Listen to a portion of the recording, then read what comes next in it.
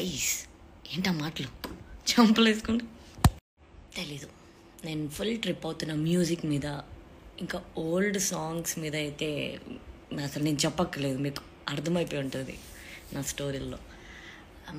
Really tripping on music guys. Guitar అనుకున్నా, guitar చాలా కష్టంగా ఉండింది నాకు. పియానో నేర్చుకుంటుంటే వస్తుంది, గిటార్ రాలేదు. మేబీ గిటార్కి I need a person who can help me out. పియానోకి యూట్యూబ్, బేసిక్గా బ్రెయిన్ ఉండాలి పియానోకి. నాకు అది చాలా ఎక్కువే ఉంది. So yeah guys, and I'm loving piano.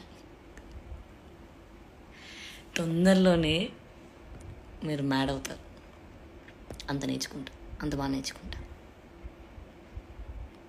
Because I'm loving it and it's not McDonald's.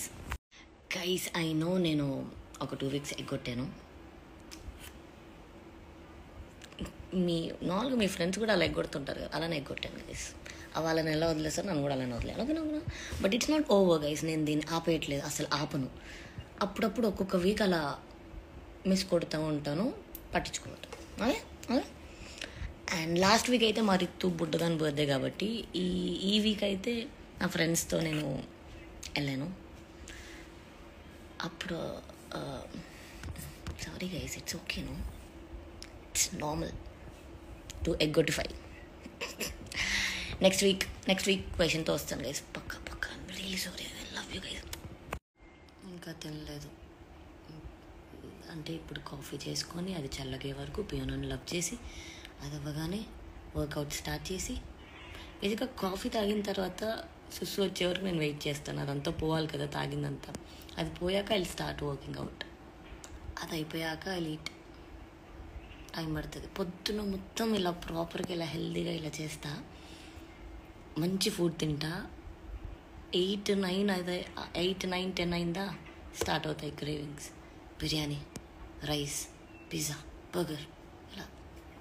ఆ నైట్ ఫుడ్ కంట్రోలింగ్ పవర్ నాకు రావాలి లైఫ్లో. అప్పుడు నేను అసలు నేను చేసే వర్కౌట్కి ఎంత